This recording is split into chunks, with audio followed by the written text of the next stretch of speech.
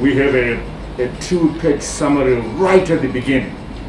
That is a summary of progress on all reforms under the TSP.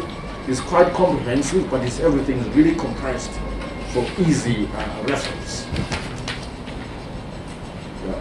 Colleagues, you know our vision 2030 by now, where we seek to achieve an upper middle income status by year 2030, and we believe that the journey towards that vision is on the way, and we feel that we're taking the right steps towards achieving that vision. I think we're almost there with the slides. But let me remind you about the key pillars of the TSP, the Transitional Stabilization Program, which really is a key step towards that vision 2030. One, we said we want to achieve macroeconomic stability. Number two, we want to lay a foundation for a private sector-led economy, private sector-led growth, with sustainable and shared growth in the main. We want to further democratize the country. We want to normalize our international relations. We want to pursue infrastructure development, and we want to upgrade public and social service delivery. Also, we want to protect the vulnerable, so we want to upgrade our social protection program. Next slide, please. Yeah, that's the summary I was referring to earlier, which you can't read from the screen, but from the copy you'll receive later, these will be clear. Keep going. Next slide. Basically, those are the pillars of the TSP. So they are clear to everyone. So stabilization, confidence building, and sustainable growth being the key objectives. Let me start with macroeconomic stabilization on the next slide. Here, our objective really was to strengthen the revenue collection system, and I think we've done that. We're trying to seal leakages. I think some of you have been finding it harder to do some of the shenanigans that used to happen before. There will always be more, but we've tried our best to seal those leakages. We've also tightened our tax system, our tax administration. We introduced the 2% intermediate mobile transfer tax, and we'll continue to fine-tune this kind of taxes. But we've not just been focused on revenue mobilization. We've also put in some incentives to make sure that our tax system incentivizes the productive sector. We've also done that. For instance, our 15% royalty on garments is now tax deductible. We've reduced the corporation tax and so forth. So we continue to use the tax system also as an incentive system. In terms of expenditure control, again, we've followed the TSP on this through the budgets of 2019 and 2020. We have basically stopped using the central bank overdraft window to finance government expenditure. Colleagues, you recall that there was a time when civil servants didn't know when they would get their salaries. They just had no idea because we were not able to plan that carefully. But that's the only thing of the past now. We were able to live within our means, and civil servants are able to receive their salaries and bonuses on time and as announced. If you look at the treasury bill market, we've moved away from the direct placement in terms of treasury bills to an auction-based system. And this again, we announced this at the beginning of the TSP, and we've since moved to that system, which is a more market-based system. If you look at the wage bill, this has been cut to below 50% of total revenues. There was one time when it was over 92% in 2017. And all we did was, as government, was pay wages, and there was no investment in infrastructure whatsoever. All that has changed. Now at least half of government revenues are going towards investment in infrastructure and investment in the future. We've rationalized civil servant posts. We've also shrunk the civil service over the last 2 years. We've improved the entire public finance management system and rolled out kiosks around various provinces to make sure that right down there at the local level, the public finance management system is followed and it is utilized. And we've definitely fine-tuned our procurement processes. What we're working on now, which we should be able to complete by December, is to make sure that we strengthen our internal controls, just to make sure that some of the issues that the Auditor General might have raised in the past should be a thing of the past as well. So we want to make sure that we fine-tune those internal systems for better financial control. By internal, I mean within government, the entirety of government. So we're establishing an internal financial control unit to make sure that we minimize on wastage. I must say that while we're busy doing these colleagues, we were hit by shocks. Initially, Cyclone Idai shock, and then the drought shock, and now here we are. We're suffering from the pandemic, the COVID-19 pandemic shock. So we've been hit by 3 shocks, and the drought shock also impacted our electricity. So now we had an energy shock as well, where Kariba Dam was under pressure. The water levels having dropped, and that will reduce the amount of power supply for our productive sector. But we still weathered the storm despite those shocks. In fact, I don't know any country that has suffered as many shocks as ourselves here. But here we are. So we're able, in the last 2 years, and I can say the same thing about 2020, we're able to balance the budget and even record small primary surpluses. And this trend started actually in the last quarter of 2018, because we started enacting the TSP then.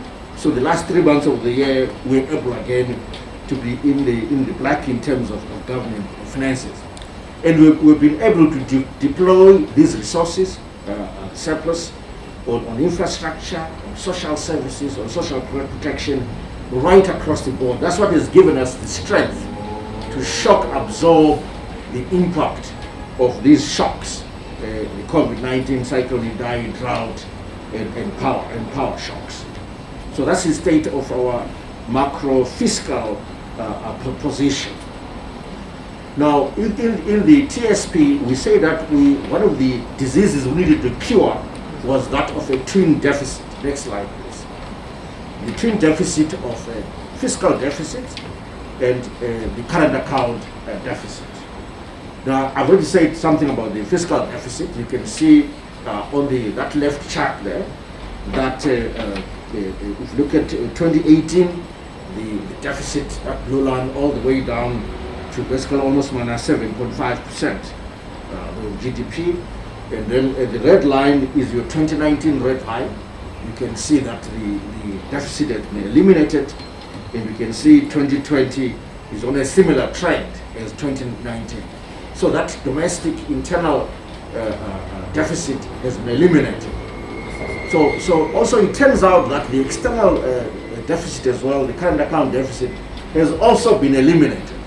You will see that if you just follow the blue line, I'll just use that blue line for the second half of the page, you'll see that in 2011 we had a huge current account deficit. 2013 is a large current account deficit, and this is in US dollars, by the way, not even Zimbabwe dollars. So these are big deficits at the current exchange rate, and that we have worked on, and we can see from 2018 onwards, with the deficit 2018, the current account, but 2019, 2020, we're onto a current account surplus.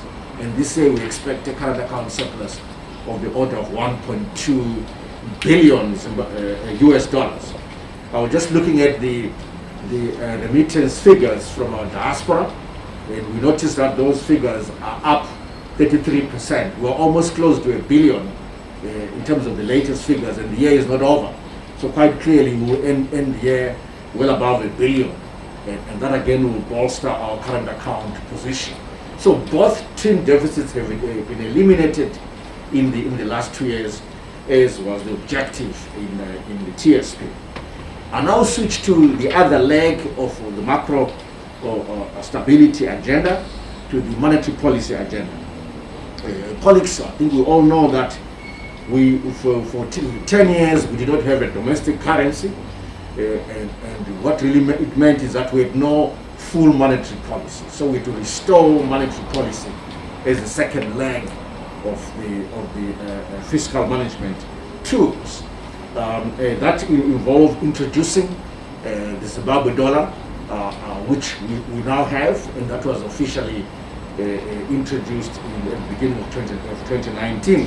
And we did go through a series of fine-tuning steps, but here we are. We have a domestic currency, and it is now stable. You know what? If you don't have a domestic currency, you cannot run monetary policy. You cannot move interest rate around. You cannot drip feed the economy. You're just paralyzed. That's what it is. But also, the domestic currency has enabled us to improve our competitiveness. I've been actually amazed by the amount of import substitution, especially in the food sector. Not only the food sector. If you go into any shop, the supermarket, you'll find new products which have all come up in the last onto the shelves in the last 2.5 years, and this speaks to the success of introducing a domestic currency, which doesn't only improve, not only improves the competitiveness, but also protects the economy from expensive imports. As you know that in terms of the monetary policy conduct, the monetary policy committee, there's a new board at the central bank, and the central bank has been targeting reserve money, and we've seen that stabilize in the last few months. But also it's slowly introducing open market operations for mopping up liquidity. And one of the things that we did, we realized that in terms of the transmission mechanism, the equity market also became a factor in that and created an equity market bubble, especially among the dually listed stocks. So we had to take action to curtail that bubble, which was scrambling the signal for monetary policy and for the fair value of our exchange rate. Also, what we've done in terms of monetary policy, we've now fully introduced interoperability for the mobile money platform. We now have a national switch, so that the process was previously dissipated. It is now centralized through the central bank. Also, we've eliminated all the fuel, electricity, and gold subsidies that central bank was managing in the past, obviously making up for certain shortcomings in the economy. But now that's no longer necessary. With the introduction of a domestic currency, well-managed monetary system, there is no longer any need to continue those subsidies. So the fuel, electricity, and gold subsidies have been eliminated. But also, it's fair to say that the operations of mobile banking operators has also been streamlined to make sure that they focus on the financial inclusion objectives of their mandate. I'll go further and talk a bit more about the financial sector. Maybe just mention one thing around capitalization of banks, that the banks have to recapitalize, raise their capital based about $30 million US. That's for large commercial banks. And then this is the tier 1 banks. And tier 2 banks should be 20 million, and the tier 3 institutions, such as microfinance institutions and so forth, have to raise to a minimum of $5 million US. That's their capital requirements as of now. But they've been given a moratorium because of COVID, naturally. So they only have to meet these new capitalization levels by December 2021. So there's a bit of leeway, so time to recapitalize. But we want a stronger banking sector. It is sound at the moment, but we want it to be even sounder. I want to say a bit more again about the forex market. That is, you recall that on Tuesday, the 23rd of June, we introduced a Dutch auction system, which really means that you can access foreign currency at the exchange rate at which you choose, provided someone is able to supply you with forex at that exchange. So it's a very democratic and choice-driven process, and it gives you a range of prices for foreign currency. And what we publish every week is the weighted average, but that's not the rate at which everyone receives their foreign currency. That's the weighted average. But in between auctions, you are free to trade through the banks around that weighted average. So the auction is not the sole source of foreign currency, but it is a price discovery mechanism. It is designed to give our currency its fair value. So because I've often heard that, oh, we're not getting enough forex from the auction. It's not meant to be like that in the first place. It's a price discovery process. You should be spending more time with the banks as well in terms of sourcing foreign currency. At the moment, you've seen the rate stabilizing, coming down after shooting up initially, and that's what we want. And this will go a long way in stabilizing prices, because we know that prices have largely been linked to the exchange rate, particularly the power rate. We also have opened a second window, as you know, for the smaller bidders, SME bidders, because we feel that there's certain constraints and they need to be supported differently. So there's a small window on the same day to support them. I won't repeat what we've done on mobile players. I already said that. The next slide just shows you the shrinking premium between the auction rate and the power rate. It just shows you that the auction rate is indeed succeeding. And then I'll also move quickly and show you the inflation figures. Although this should have been updated, the August figure is of the order of month on month, is the order of 8%, and then the blended inflation figure is 1.4%. Let me explain the blended inflation rate. You see, colleagues, we use the Zimbabwe dollars, whether in electronic form or cash form, for shopping, for transacting. But also, we've allowed for the use of hard currency, US dollars in form of in rands as well. So in a sense, we've a blended inflation. That's what we're confronted with in terms of our pricing system. So if you calculate that, you'll find that inflation is a lot lower practically for most people than that revealed by or expressed in Zimbabwe dollar terms. So 1.4% is our month-on-month blended inflation for the month of August. Wait to see what it is for September.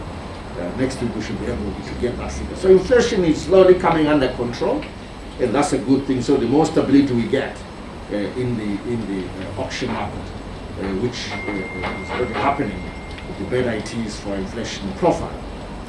Let me now switch to another issue which is well articulated in the TSP, which is the savings mobilization issue. One of the issues we wanted to deal with in the TSP was to introduce a public service pension fund. The system before, until 2018, was a pay-as-you-go system. This is not the best way to manage the savings, contractual savings for civil servants or any employees. So we introduced this pension fund, and it's already investing. I notice here that 60% of its assets is probably sitting in with asset management managers, and it is in the equity market, and then the remainder is spread around the different aspects of money market instruments. So 60% equity market and the rest money market instruments. And this is the right way to manage it. So the managers who are managing this are doing the right thing. So I'm not quarreling with them. So I can tell you that as at 30th of June, the assets under management were something like 1.4 billion in total, in terms of value, rather than book value, but in terms of market value. So it is growing. So what's happened that we are slowing down on the pay-as-you-go, and then the pension fund is takes over. We've also done something else in order to support civil servants in terms of their day-to-day borrowings, but also as a way to extend non-monetary benefits to them. We've introduced the GEMS fund, the Government Employee Mutual Savings Fund. And we now have a steering committee in place which will finalizing the operationalization of the fund. So the civil servants will now have a proper pension fund which they access when they retire. But before they do that, while they're working, they're able to borrow and do additional savings through the GEMS fund. So this will be formally launched soon once the steering committee has completed its work. While again we are on deepening savings, I want to turn to the Victoria Falls Securities Exchange. Legally it's called the Victoria Falls Stock Exchange.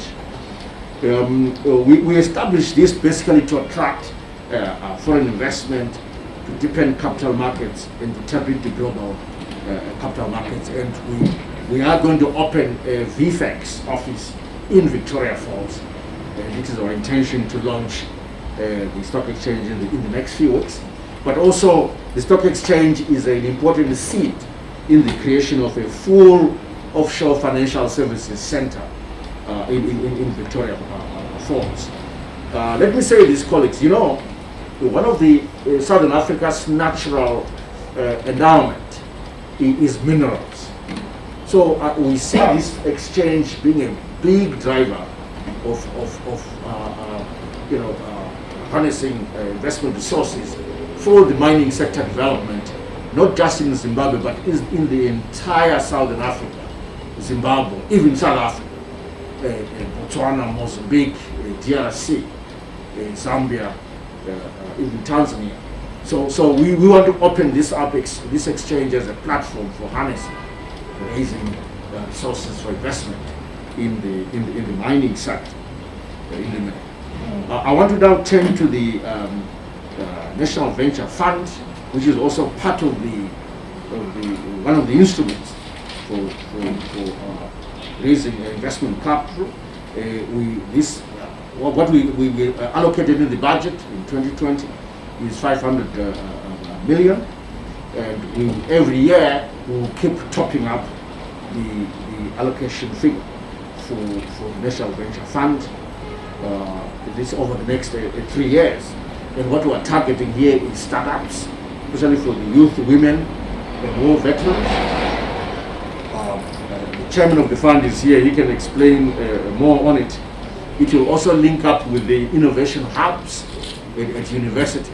As we speak, there are 3 investments that we've already targeted under the National Venture Fund, 2 of which have arisen from the hubs, innovation hubs at our higher education institutions, and 1 is directly from the private sector. So please don't be shy, come forward with your projects. We are ready to look into them to see what we can do to finance you. But you know, developing entrepreneurship is a long and arduous process. Really the trick is to create an ecosystem that deals with financing, with mentoring, and so forth. So the venture fund is only a part of the ecosystem for creating entrepreneurs. I now want to turn to structural reforms. Most of those were economic issues, and I want to turn to structural reforms, looking into reforms that can be classified as political reforms, such as aligning laws with the Constitution and constitutional amendments. And all of these are in the TSP. If you, as I say, read it again carefully, it's a well-crafted and comprehensive document. Then governance and institution reforms, things around devolution, compensation for former farmers, reforms on state-owned enterprises, budget transparency, and the building competitiveness, improving competitiveness via improving our standing and rankings in the ease of doing business rankings. Just looking at some of the laws that we have worked on. The next slide, please. The alignment of laws to the Constitution is almost complete. In fact, by the end of March 2020, 144 laws had been amended out of 183 that needed to be aligned to the Constitution. Now efforts are underway to work on the balance of 39, and these will continue to doing over the next year, and I can assure you we'll get there. If you look at the different types of laws that we've targeted, that's the classification, media and information. Some of them pertain to security issues, some of them pertain to citizenship movement of people, local government, social services, justice delivery, and so forth. Some of them are cross-cutting, and of course constitutional amendments are ongoing. Next slide, please. Some of the two critical laws are IPA and POSA, and you know that POSA has been repealed into MOPA. And by the way, I must hasten to say that in crafting the POSA bill, we relied on what is there in Kenya, in South Africa, UK, USA. So it's international best practice. So you'll find in that MOPA law bits and pieces of rules and so forth from those countries. We've also repealed IPA. IPA is split into 3 bills, as you know. The first bill was the Freedom of Information bill, which was enacted on the 1st of July 2020. Now debate is ongoing on the cybersecurity bill and so forth, which is the second bill under the unbundled IPA. But IPA has been repealed. Those two are critical, and we have made a lot of progress in this regard. Then on other governance reforms, I mentioned devolution as part of that. This year in the budget 2020, if you look at just the last column at the bottom there, we allocated 2.9 billion. And we're slowly spending that money. I must say that obviously in the first half of the year, COVID-19 took precedence in terms of budget releases. So some of the projects have slowed down a little bit, but we're accelerating those now to make sure that by year end, all the devolution resources have been allocated to the projects where they ought to be allocated. But also there's need to some legislative amendment, which is underway right now at the provincial level, but at the district level there are no problems at all. And I just want to remind you that when we allocate these resources, we are guided by some kind of formula, some kind of thinking, which is driven by the levels of poverty in district by district, the size of the population, and also the quality of infrastructure. So the higher the levels of poverty, the higher the amount that is allocated to a district. And the poorer the quality of the infrastructure, the higher the allocation. And obviously, the larger the population, the larger the allocation. But of course, there are nuances in between, but those 3 variables largely drive the allocation of devolution resources district by district. But we expect really this to be driven at the local level, that district provinces must come up with projects, credible projects, for them to draw down on devolution resources. And just to highlight further on some of the regional economic development projects that we've been working on as a government, there's a whole spatial development plan for Victoria Falls. It's really mind-blowing. We want to create a Dubai out of Victoria Falls, if I can just use that phrase for now. It's just if you see that plan, you'll be blown away. But we're determined to make sure that we reach that goal. Then I just want to highlight developments in Binga, which is a very poor area, where we have basically relaunched the irrigation project there in a place called Bulawayo Kraal. Bulawayo doesn't mean it's in Bulawayo, it's a Bulawayo Kraal is in Binga. And that's going to go a long way in supporting those poorer communities. The same thing applies to Kanyemba, in Mashima Central, where again we are investing in the agricultural sector there, the launching irrigation project. And then in the Masingo area, the whole Toke Mukosi dam development, declaring it as a tourism area in the first place, and then making sure that we invest in the evacuation infrastructure to evacuate the water for irrigation purposes. Then around the Patoka Dam, Hydro Dam project, we've declared the area there a city, and this again is going to spur development in that area.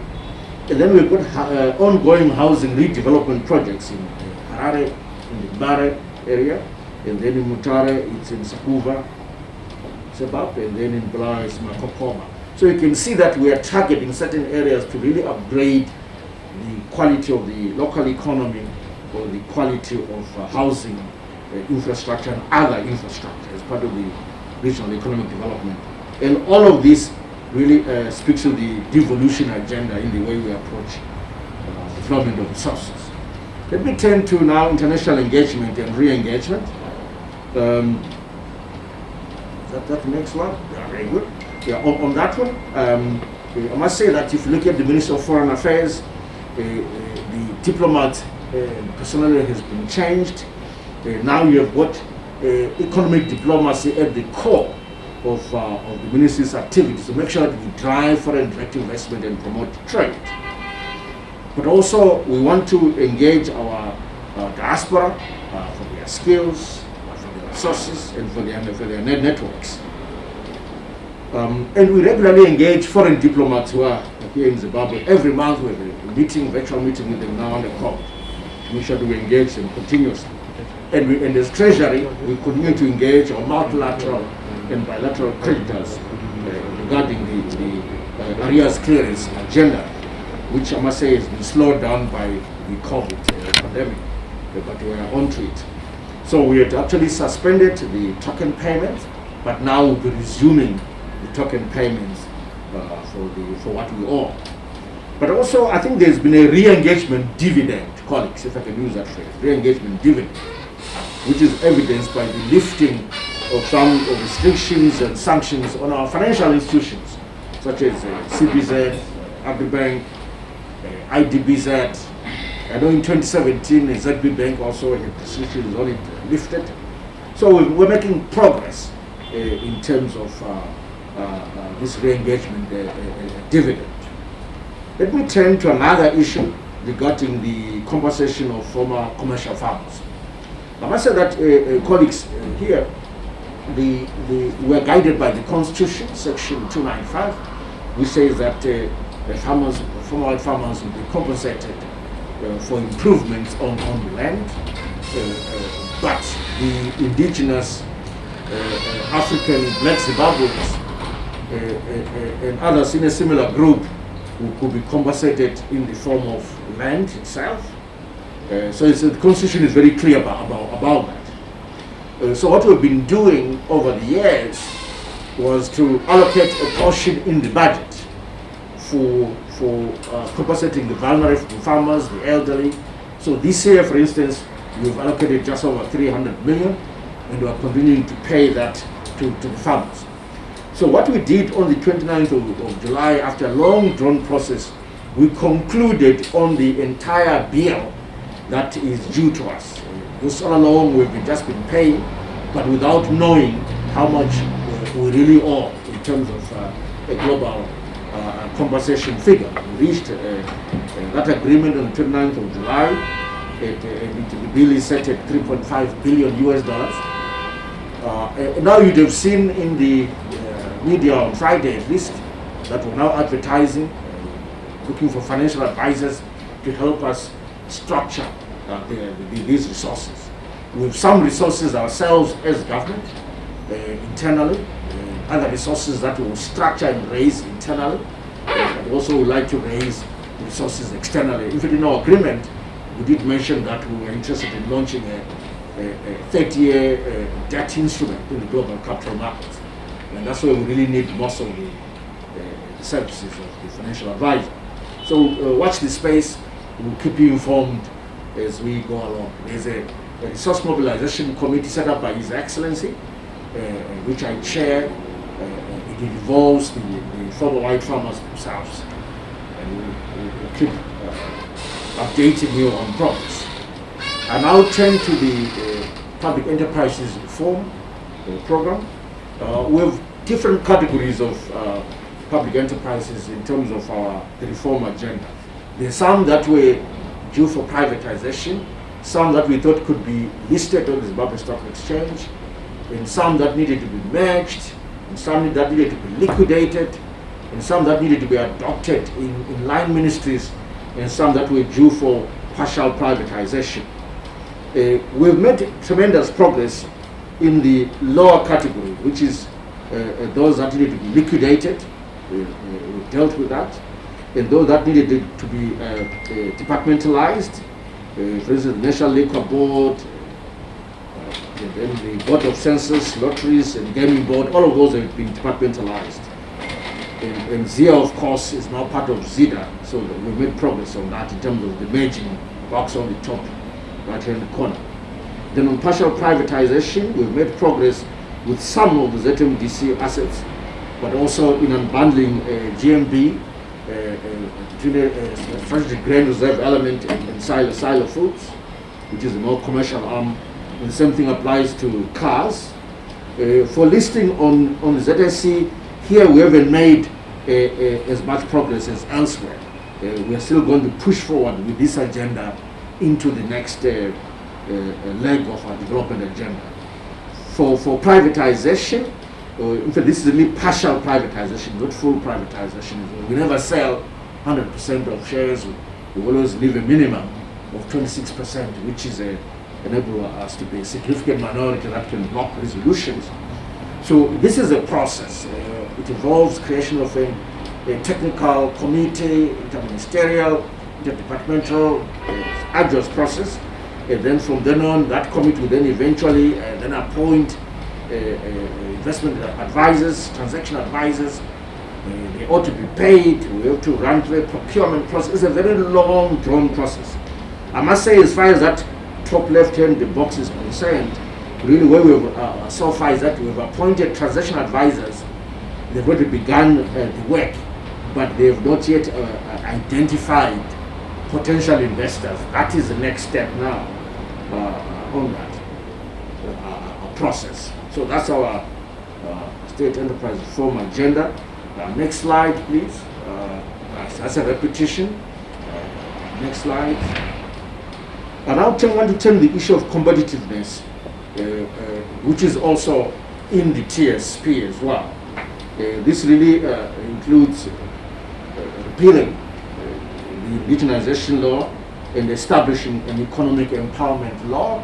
This process is underway and is being led by the Ministry of Industry and Commerce. Now, looking at the ease of doing business reforms, colleagues, if you look at the ranking of Zimbabwe in 2020, we were ranked at 140 in terms of our position from a previous 155, and that is a 15 position improvement in those rankings. And so we're in the top 20 of the world's reformers, and we're commended for that. And we want to keep improving going forward. The next slide, please. So you find that we improved in areas such as enforcement of contracts, trading across borders, and then also ZIDA, we managed to create it out of 3 entities. And there's a lot more that we've done. We can go into detail on that. Going forward, we've identified 16 areas where again we focus on improving our position in the rankings, and each ministry is at least one area.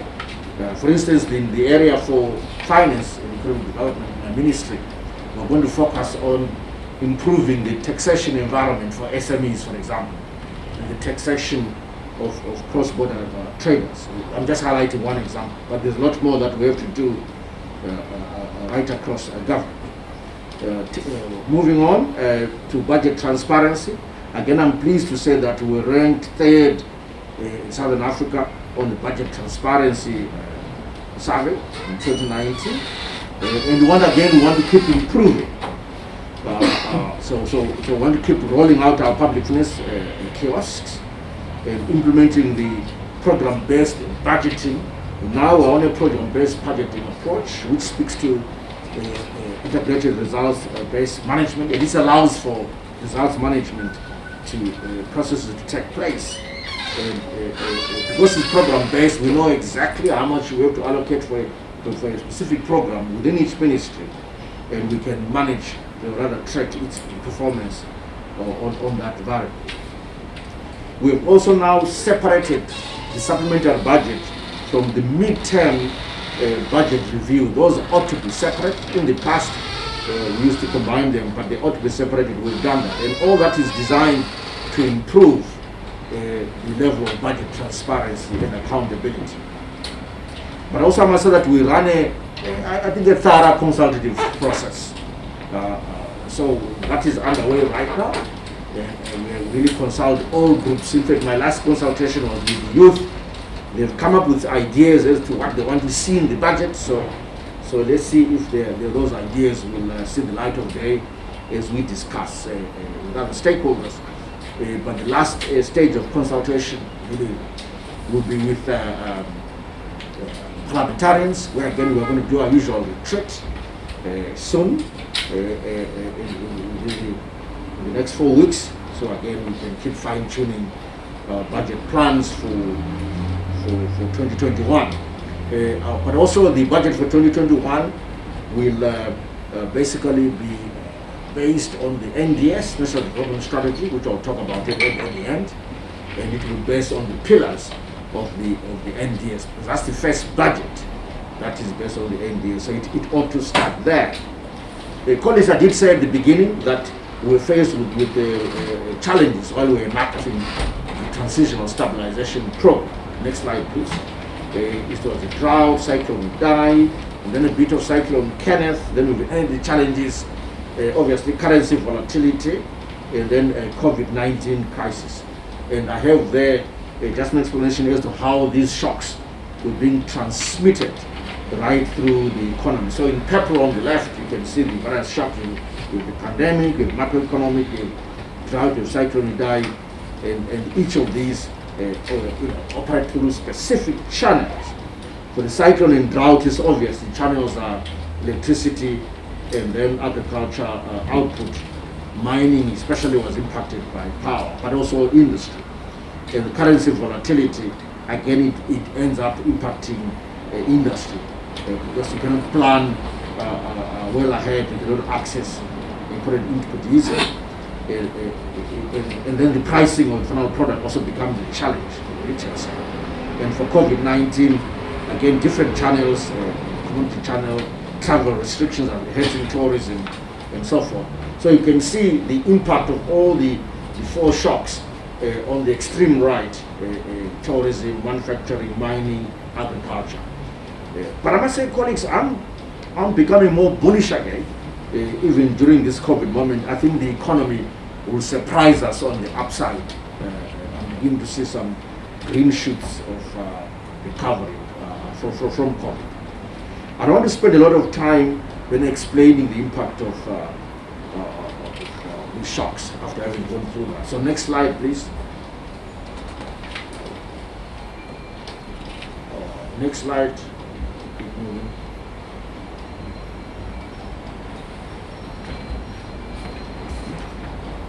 Next slide. Just wait right there. Basically, what we have there was our responses government. Okay, we moved too far down.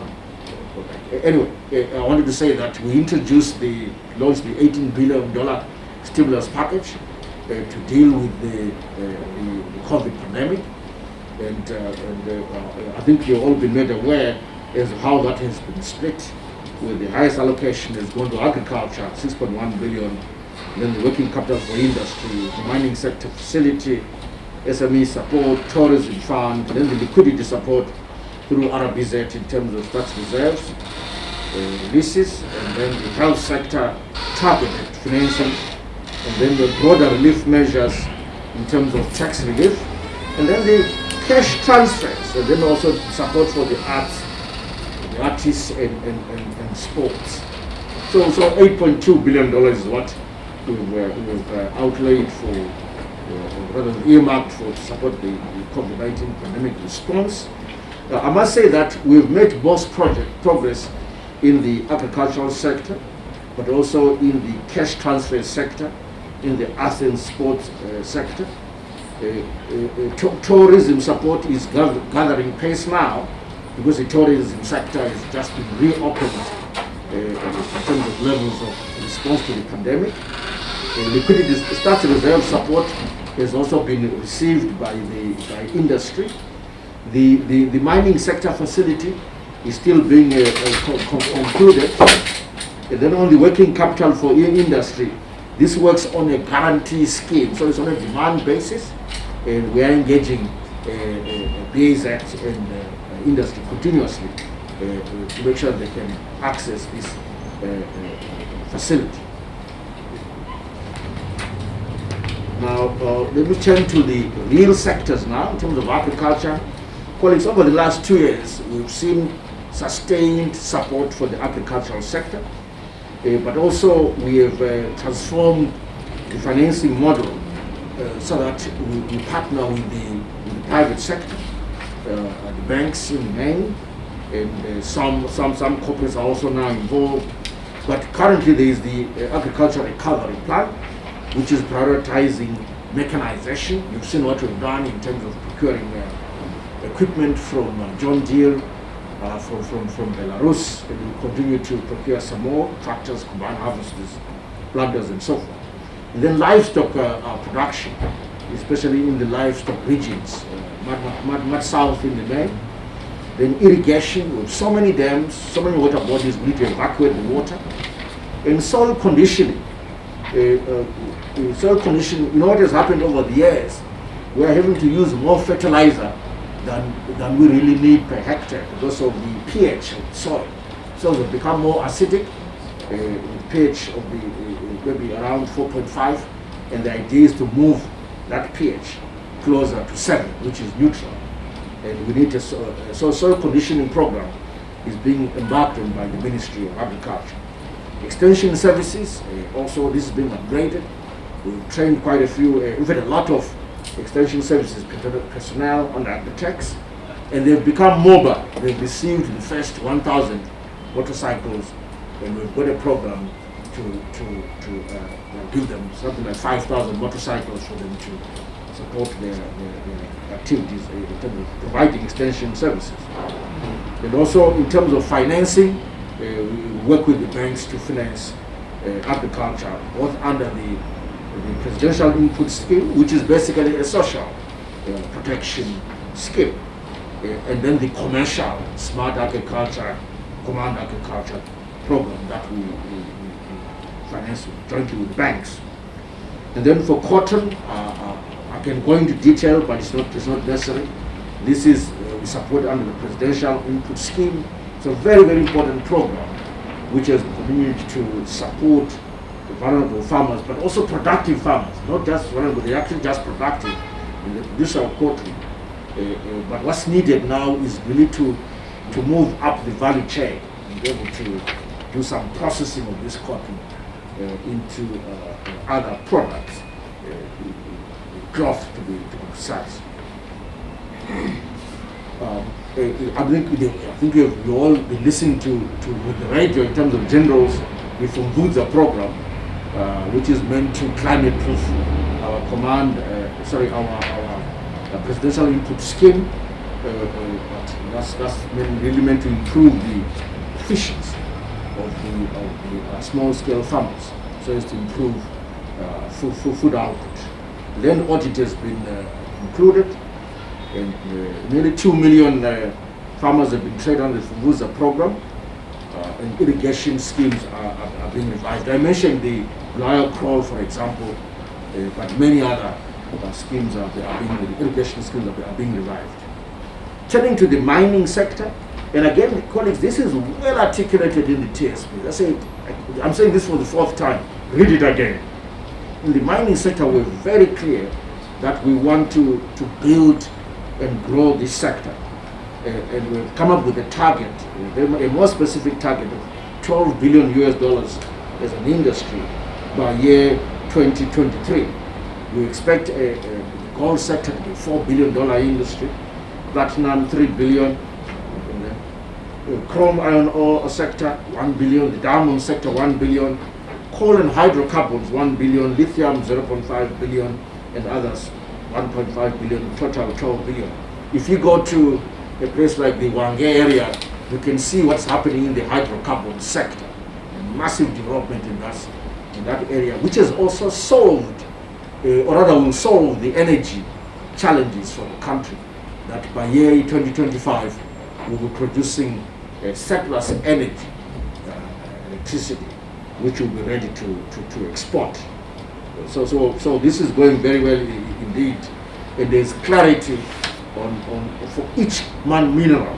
For each mineral, there's a sub-strategy, very detailed sub-strategy. We know exactly who's operating in the area, who are the new investors in the area. That is very clear and known. For example, next slide, please. We know, for instance, in the platinum space, we've got new investments such as the Great Dyke, Karo Resources. The lithium space, you've got Arcadia mining, lithium mine, as well as in the coal sector. I've mentioned the new coal mines, mainly in the Wange area. So these are very clear foreign investments that we've attracted through the enactment of the TSP. Now, moving on to the manufacturing sector, again here a government has come up with a strategy that, if you look at just the target, we want to make sure that we attain at least a 2% rate of growth per annum for the manufacturing sector, and the value-added growth of 16% per annum. And the pillars is that we want to strengthen value chains. We want to domesticate value chains. Agro-based industrialization is critical. Mineral beneficiation is also being promoted. And export-led industrialization is being promoted. Commercialization of our intellectual property is critical out of the universities and so forth. The role of ICT is being recognized, so ICT-led industrialization is one of the strategies here that is being espoused. So the next slide, please. And then in supporting our youth, we have various programs for our youth. Gender empowerment, all veterans, with the National Venture Fund. A portion has been set aside to support youth. So I think we've already allocated resources for the youth development aspect to the Ministry of Youth out of the fund. And we're very serious about supporting startups for the youth. And then for women, there's some that's not on the slides that we're doing, particularly in the rural areas, which is a community project for women around bread making, around candle making, and so forth. And we want to do more of this as we go forward. Then for generally SMEs, we are going to recapitalize the Women in Development Fund, Community Development Fund, the Zimbabwe Women Microfinance Bank, SMEDCO, Empowerment Bank. All of these are going to be recapitalized, and we continue to do so going forward. Make sure they are better run and they extend credit to the youth and women. On the tourism sector, I want to come back to it. I did say this was impacted by COVID-19, but we are very clear on the recovery strategy for it. First of all, we have set aside a revolving fund for the tourism sector, $500 million. But we want to start with domestic tourism. You know that now as a domestic tourist, Andy, you don't have to pay VAT. You shouldn't be paying VAT. So we hear that's already having an impact in terms of attracting domestic tourists. We then want to move on to regional tours, and then if eventually it international tourists. So we move in stages as we open up the sector and promote the sector. What's also critical is the area of digital marketing and also digital tourism. The other day someone showed me a 3D virtual tourism platform where I won't tell you what I was viewing, but I was able to view some scenery and I was very, very impressed. You know, there are countries where this can be sold. Our own entrepreneurs are very, very enterprising. They already developed these platforms and they're beginning to market them to foreigners. Say, look, you don't have to travel to certain destinations. You sit in front of a computer and you'll be able to visit a specific destination, and you pay for that service. So some digital marketing, digital tourism is going to grow, and COVID-19 is making it even easier. Colleagues, infrastructure development is a key pillar of the TSP, as I said earlier, and notwithstanding pressures on COVID-19, we've continued to invest in infrastructure, in roads, energy, water and sanitation projects. So some of the projects, for example, include Anke 7 and 8, the Harare Bike Bridge project, rehabilitation and expansion, and work on the RGM International Airport and construction of the new parliament. And for dams, we have several dams that we've continued to support. I'm happy to report that Maroanyati Dam is now complete. And that's a dam that we're targeting to complete this year. And we have made progress on Chivu Dam, as well as Causeway Dam and Gwai Shangani Dam. Those are the dams that we really targeted to complete this year. There's also Semwa Dam, so those 5. Despite COVID, we've made a lot of progress in the completion of those dams. And Causeway Dam covers 3 provinces, as you know. Manekala and Mash is part of Mash Central. So that's a very, very important dam. Now, I want to repeat too much on infrastructure. But one area is in the Chimanmane area. That's very important. That was the cyclone area, as you know. We've almost repaired all the roads in that area. All the roads, all the bridges. You must go there and see it for yourself. We've done a lot of work in bringing that infrastructure back to, or even better than what it used to be. And we're building back better. The engineers were showing me what was happening, how the bridges were being washed away. Let me describe it here. I might just fall short, but I thought I understood it. And it's quite clear that in rebuilding those bridges, they're building back better to reduce the possibility of bridges being washed again in future. So they're done their job. I must say that one other area is the bore drilling. That we've done a lot in terms of bores right across Zimbabwe. We try to provide water to our vulnerable citizens. Keep going. Oh, what road is that? Oh, that's part of the Chivu to Masingo road. I don't know what section that is. But the target is that this year we will complete 200 kilometers of this road. It says so far, these figures are now all 600 million has been dispersed to date. It's a lot more than that. It's more than double that, I can assure you. We're making very good progress indeed. We've got 5 firms that are on that road and they are competing. It's fantastic. They are all local firms. This is the first time we've really done this using local contractors. They compete, and they're each given the 20-kilometer slot, and they compete, and some of them are onto their second 20-kilometer slot already.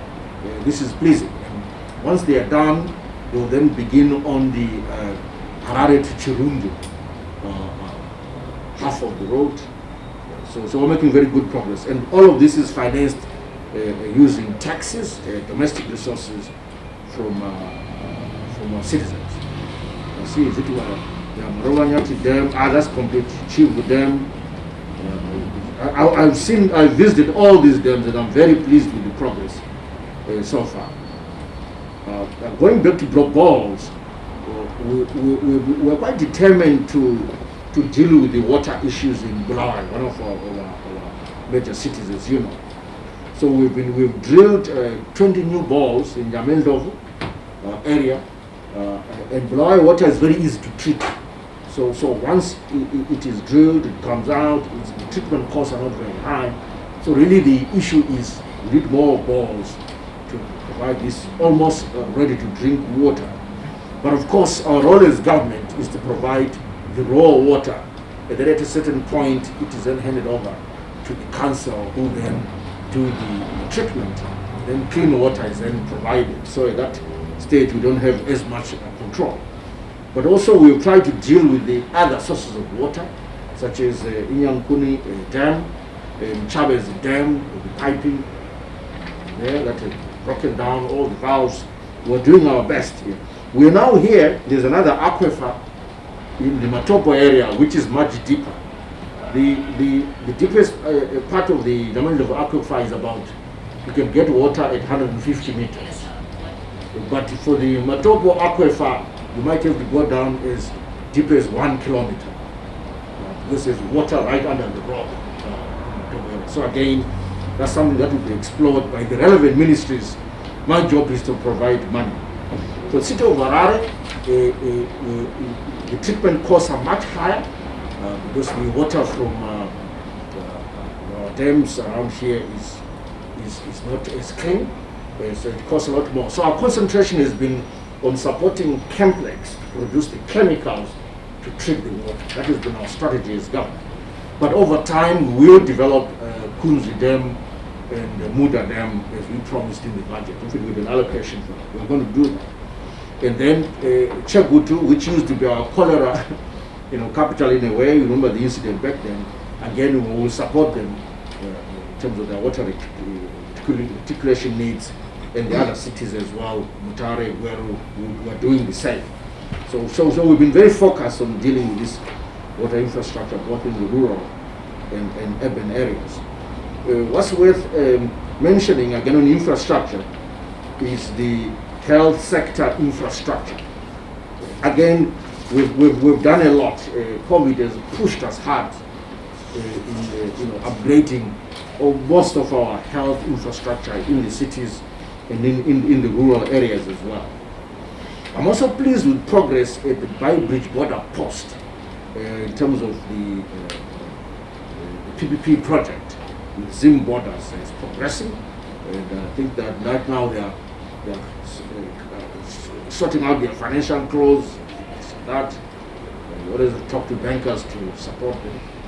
So they are doing that, and I'm pleased with the progress there. I think that they're well on their way to reaching financial closure, and then the work, the bulk of the work will then start. In terms of social protection, the agenda, which is also in here, again we have continued with our to increase our cash transfers.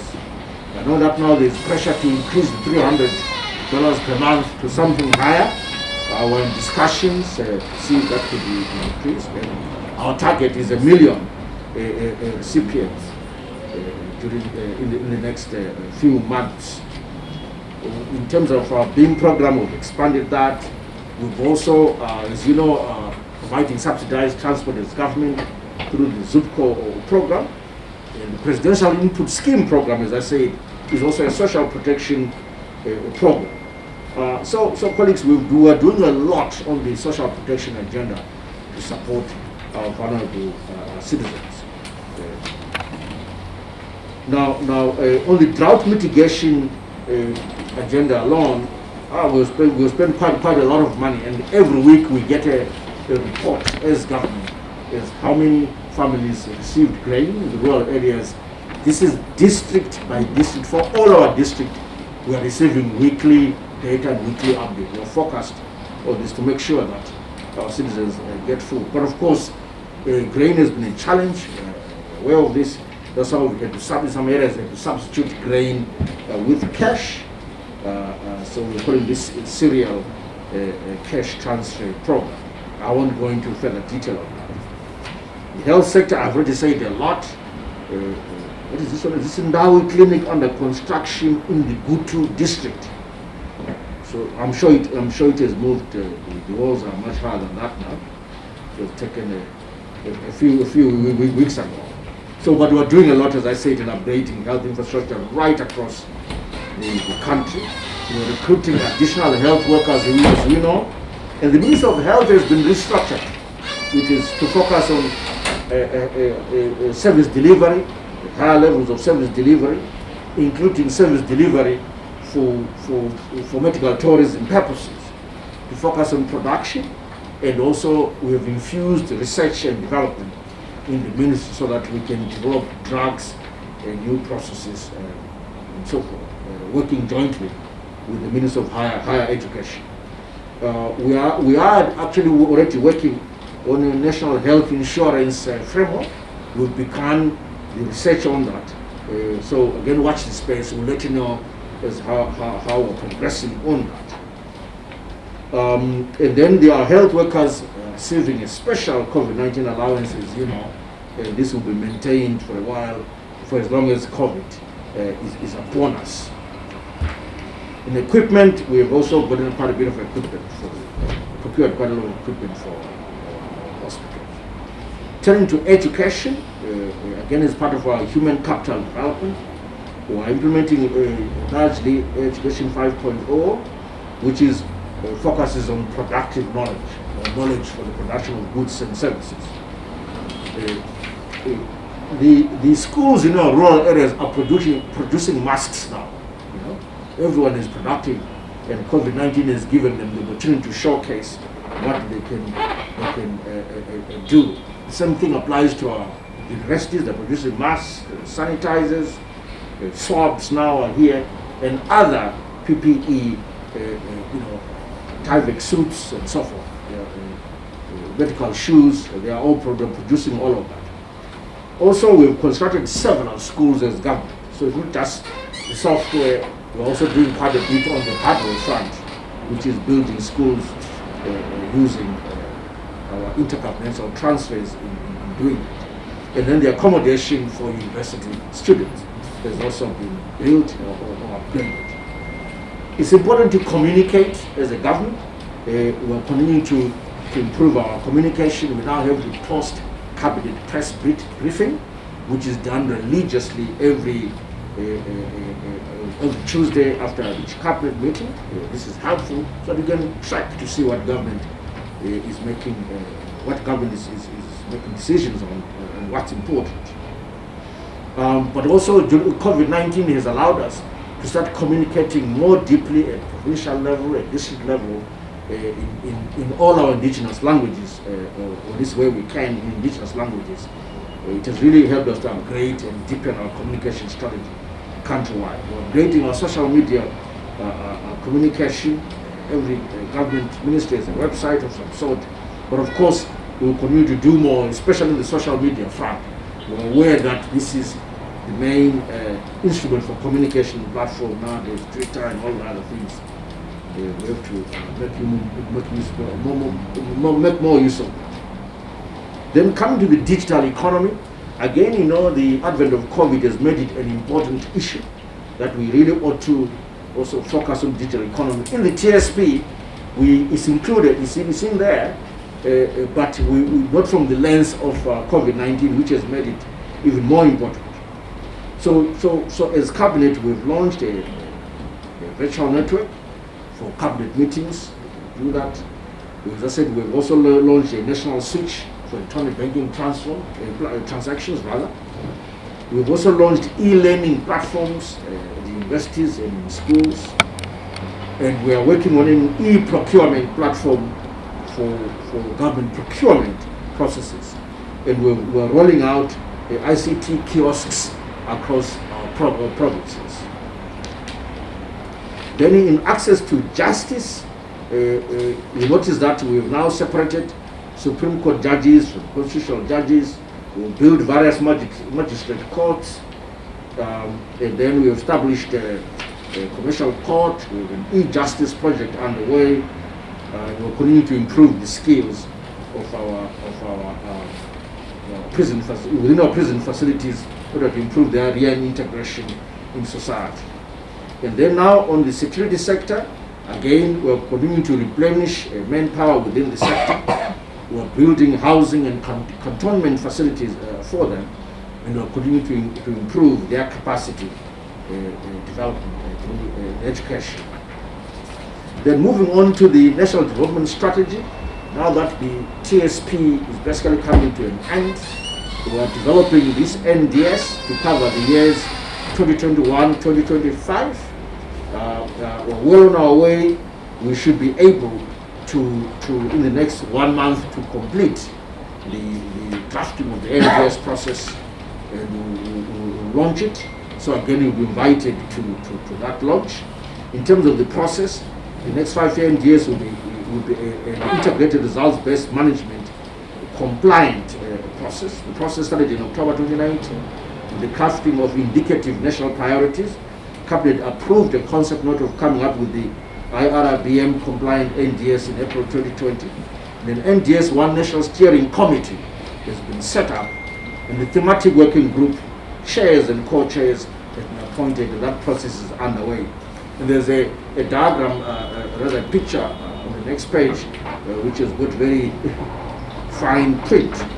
What it shows you is the kind of focus areas such as economic growth and stability, infrastructure, governance, value chain development, housing, devolution, health and well-being, human capital development, environment and natural resource management, food security and nutrition, image building, international engagement, re-engagement, social protection, the digital economy, youth and culture. So those are some of the areas, focus areas for the NDS 1. And yeah, as I said, we're well on our way. So I won't repeat that. Last slide, please. Last slide is I thank you. Thank you for listening.